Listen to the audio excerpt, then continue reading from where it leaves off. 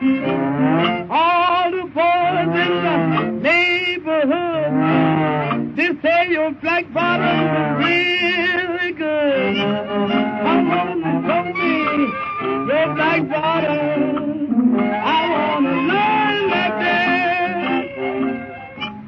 I want to see the dance you call the black bottom. I want to learn that.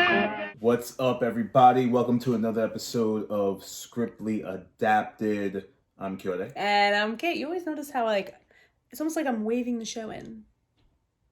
Ushering the show in. So, what we have for you today, guys. Tough crowd. We had the pleasure of watching. We did a double feature last night, and we had the pleasure of watching two really amazing films. Unbelievable. The first one. Let's get into the first one first. We watched Ma Rainey's Black Bottom. This is on Netflix. It's starring Viola Davis, Chadwick Boseman. The late great Chadwick Boseman. Coleman Domingo, which if you look him up, you've definitely seen him in a lot of different films. He's a character actor. You've definitely seen him. My man Glenn Turman, from if you are a different world fan, he was Colonel Taylor for all my people who watch that show. So really amazing film. More about Chadwick Boseman's character as Levy, and not so much about Viola Davis portraying Ma Rainey, but you do understand and you do learn a lot about her being this blues icon back in the 20s and had some pull and some power and some, as much power as she could have, but definitely a strong presence in the recording industry. Amazing performances by both. Run time is about an hour and 34 minutes, so it's a quick watch. Definitely a film that could get nominated. There's something about August Wilson's plays. When I see them come to life on screen, it just gives me the warm and fuzzies. Almost as if I am sitting in a Broadway theater watching it, and it just exemplifies a stage play in all sense of the word. And I think that is one of the reasons why I absolutely love both of them. Both Fences and this one that I've now seen on screen have just made me feel like I'm watching a play. Now, ultimately, this movie, I was mesmerized, captivated, enthralled by everyone who acted. It was such a simple story, but there's just so much to unpack and unload and dissect. First of all, and I just have to touch on this first, is Chadwick Boseman's acting. I mean, fantastic. I have never, and I've seen a lot of his films, and he was talented in everything that he did, but this film, and it was almost just bittersweet because it was his last film, and it was his best performance I have ever seen.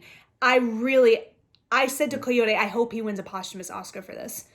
He could easily get nominated. And I think he could easily win. I mean, we don't know who the other contenders are yet, but honestly, it was mind-blowing. His delivery, the way he enveloped, everything that people have said about him after he died, about how he took on a character, was nowhere more true than this role. Yeah, it was unbelievable. The role was fantastic. Like Kate mentioned, I can't even talk about it because it was just so like it was Kate crazy. Mentioned, the feeling of the movie feels like you're watching a stage play, especially in the basement scenes with the band. Yes. That was just the camera work too. It's just line for line from each actor. And it's just boom, boom, boom, boom, and it just gives you the feeling of a stage play. I wanted to hire directors who are from the theater, but have directed film or television. So George is one.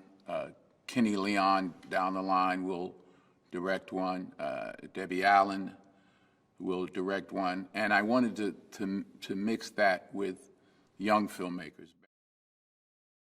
You're learning about Levy's life and why he's so broken and so also very ambitious, but also very misguided with a lot of things he goes through or the things he feels. Viola Davis said that one of the most important things about this film is the trauma that Black men deal with, especially in America, and how they don't necessarily always face it and how they're always carrying it with them. The character of Levy thinks, because of his trauma, that he has it all under control. And really what's so ironic and a dramatic irony and bittersweet about it is that he really doesn't. And that, to me, was the most heartbreaking part about the film, was that it really came full circle and showed you how it just, trauma, when not dealt with, because people don't know how to deal with it, can really just ruin a person. You don't need nobody messing with him about the white. You don't know nothing about me. You don't know, Levy. You don't know nothing about what kind of blood I got, what kind of heart I got beat here. I was 8 years old when a gang of white men is coming in my daddy's house and have to do with my mama any way they want. It was coming on planting time. And my daddy went into Natchez to get him some seed and fertilizer, called me, say, Levy, you the man of the house now. Take care of your mama while I'm gone. I don't think it was the character that he became. I think it was the person he always was. And that is what the real sadness about it was that he was never given a chance to be someone of great talent or potential. He always let the anger and the trauma get in the way. And you can easily see that in the beginning.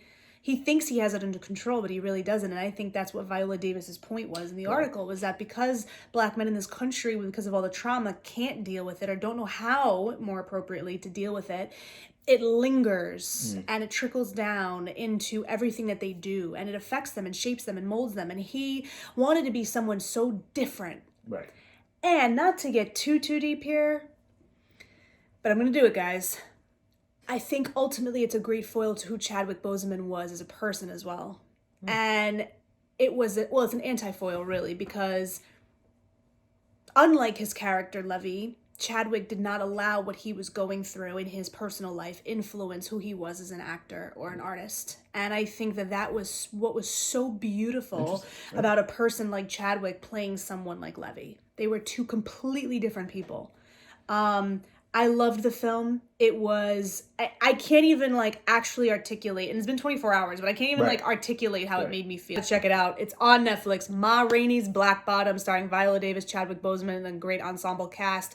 Check it out. Now, guys, on to the next film. Disney Pixar does it again. So cute. Soul. Gotta watch it now if you have Disney Plus. Amazing. If you are not a Disney Plus subscriber, subscribe today, because there's some great content. What are we plugging stuff now? We are plugging. I mean, you had a great announcer's voice there. But listen. Do you want to do it again? No. Oh, okay. Soul voice talents. You have Jamie Foxx, Tina Fey, Graham Norton, Rachel House, Alice Braga, and Richard Ayoade? Sure. Ayoade? I don't want to mess that up. And, of course, the incomparable Felicia Rashad. My goodness.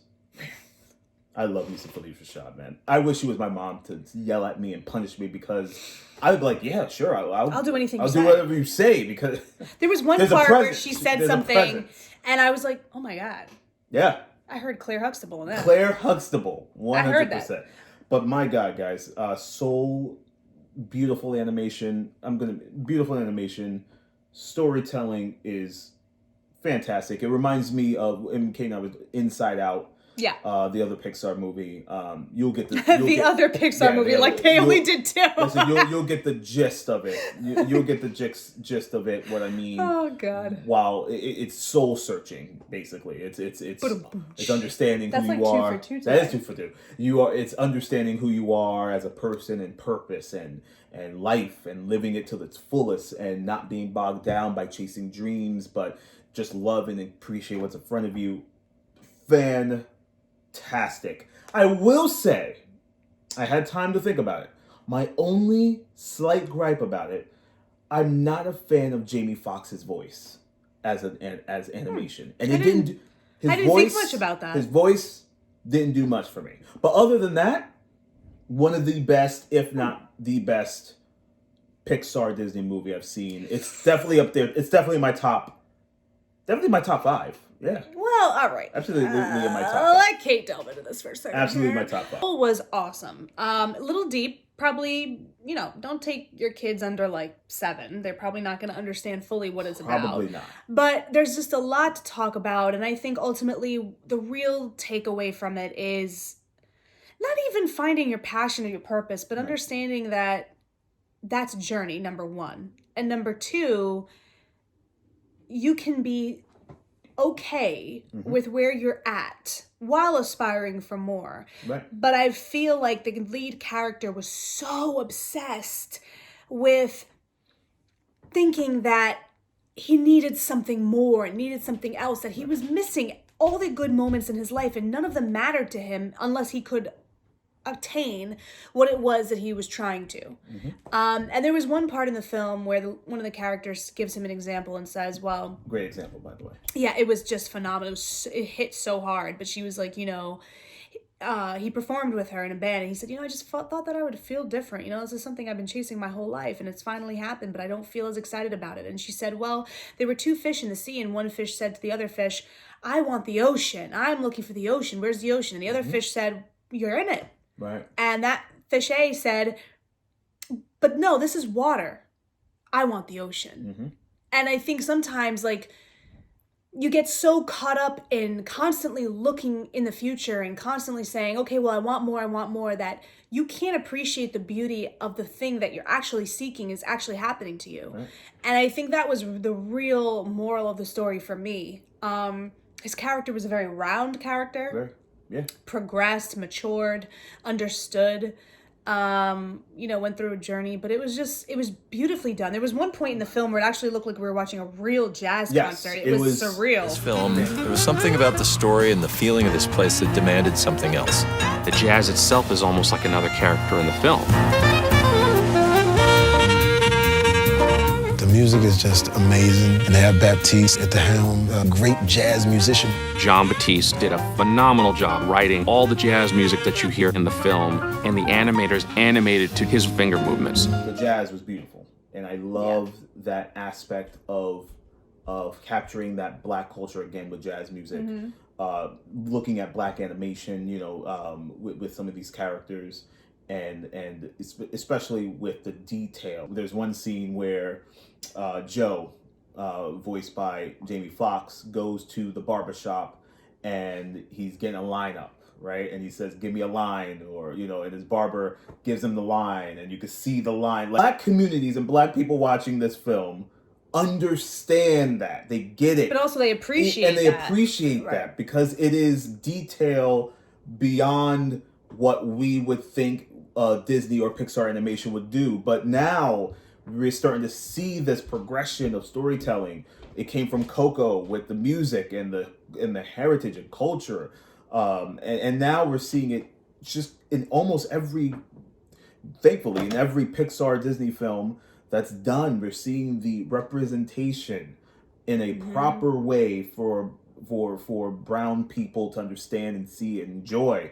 And that's from the jazz music, that's from the piano playing, that's from the Joe working in an inner city school with young kids of all different cultures and faces and creeds. It was just extremely well done to the detail. Now the films are just becoming so much more inclusive. Right. To Coyote's point, and positive representation does matter. You guys got to check it out. Yes. Soul, streaming now on Netflix, all-star cast. I definitely think this is going to be an Oscar contender too. It definitely should. It should for sure. I don't think it beat out Coco in my opinion. Coco holds a special place in my heart. Listen, Coco was I think excellent. it was the music for me. It just brought it all home. I don't know. I cried every time I watched it, and I don't cry with movies. I may have to watch this again, but yeah, definitely a must-watch. Disney Plus, Soul, Jamie Foxx, Tina Fey.